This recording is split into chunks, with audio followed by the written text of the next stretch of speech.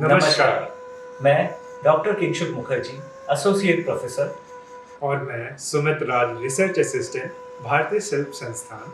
इस craft of Rajasthan की मूक श्रृंखला में हम आप सभी का हार्दिक स्वागत करते हैं।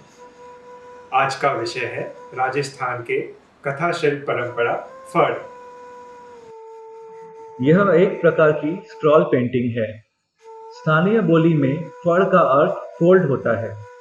इसे अक्सर सूर्यास्त के बाद भोपा और भोपियों कहे जाने वाले रबाड़ी समुदाय के पुजारियों या गायकों द्वारा सुनाया जाता है। फड़ एक लोक कला है जो राजस्थान के भिलवाड़ा क्षेत्र में उत्पन्न हुई है। कहा जाता है कि फड़ लोक कला लगभग 700 साल पुरानी है। फड़ पेंटिंग पारंपरिक रूप से एक धार्मिक कथा लोक शैली है। फड़ पर राजस्थान के स्थानीय देवताओं और योद्धाओं की कहानियों को चित्रित किया जाता है।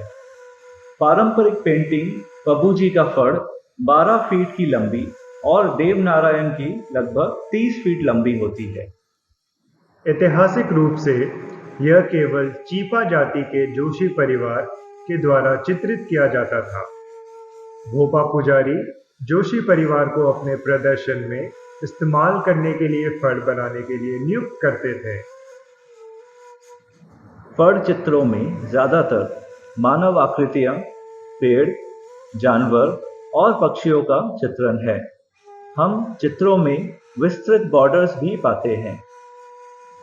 मानव आकृति आकृति का निर्माण सपाट है और वे सभी एक दूसरे को फेस करते हैं, यानी कि आकृति साइड प्रोफाइल में होती है। अन्य प्रमुख विशेषता फिश आई है। समग्र चित्र प्रकृति में सरल है। हेड ड्राइंग की तकनीक बहुत ही प्राथमिक है। यह एक सर्कल खींचने से शुरू होती है, जिसे 3 भागों में बांटा जाता है। पुरुष और महिला आकृति के सिर आकार में समान होते हैं। सिर को हेडगियर की मदद से विभेदित किया जाता है। आभूषणों से स्त्री रूप हाईलाइट किया जाता है। बैठने की मुद्रा को बहुत ही प्रारंभिक तरीके से चित्रित किया गया है, जिसमें शरीर के निचले हिस्से का अधिक विवरण नहीं दिया गया है। पेड़ पौधे फड़ चित्रण में पेड़ पौधों को बहुतायत से दर्शाया गया है। पेड़ पौधों में डिटेलिंग भी देखी जाती है। पशु पक्षी फड़ चित्रों में बहुत से जानवरों को भी दर्शाया जाता है। इनमें प्रमुख है हाथी, ऊंट और घोड़ा। पेड़ की डाल पे पक्षियों को भी देखा जाता है। पेंटिंग की तकनीक फड़ पेंटिंग बनाने की पूरी प्रक्रिया प्राकृतिक है। फड़ पेंटिंग की मुख्य रंग लाल, हरा, पीला और नीला है। प्रत्येक रंग का उपयोग विशिष्ट उद्देश्यों के लिए किया जाता है। प्रारंभिक रूपरेखा बनाने के लिए पीला और गहनों, कपड़ों और अंगों के लिए नारंगी, पेड़ों और वनस्पतियों के लिए हरा, आर्किटेक्चर के लिए भूरा इस्तेमाल किया जाता है। शाही वस्त्रों और झंडों के लिए लाल और पानी या पर्दे के लिए नीला। काले रंग को अंत में रूपरेखा में लगाया जाता है। चित्रों में सबसे महत्वपूर्ण विवरण सबसे अंत में जोड़ा जाता है, जो है आंखें। विस्तृत बॉर्डर पैटर्न फड़ पेंटिंग में बॉर्डर का भी महत्व है। बॉर्डर डिजाइन में ऑर्गेनिक व ज्योमेट्रिक पैटर्न यूज होते हैं।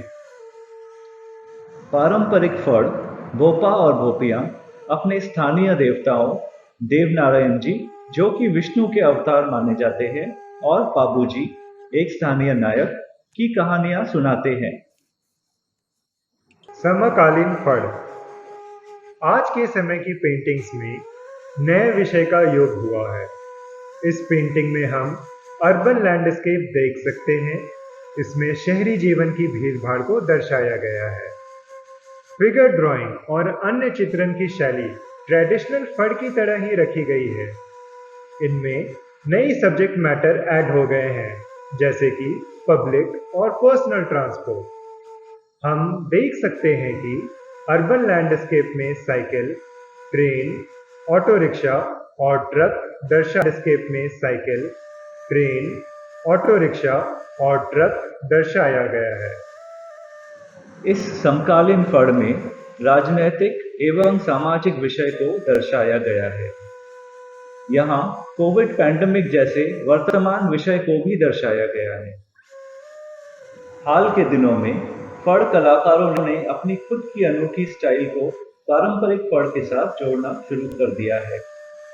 आधुनिक घरों में जगह की लिमिटेशन को ध्यान में रखते हुए फड़ चित्रों का आकार काफी छोटे हो गए हैं। आजकल केवल 2 से 4 फीट साइज का फड़ बनाया जाता है। फड़ कलाकार कल्याण जोशी ने छोटे फड़ चित्रों में से केवल एक मिनी कहानी को चित्रित करने का नवाचार की शुरुआत की। उन्होंने कलाकृतियों में लिखित पाठ भी पेश किया, जो पारंपरिक फड़ चित्रों में नहीं देखा गया था। जोशी परिवार के विभिन्न सदस्यों के साथ साथ प्रदीप मुखर्जी जैसे अन्य प्रसिद्ध फड़ कलाकारों के प्रयासों ने इस अविश्वसनीय कला को बनाए रखने और पुनर्जीवित करने में मदद की है।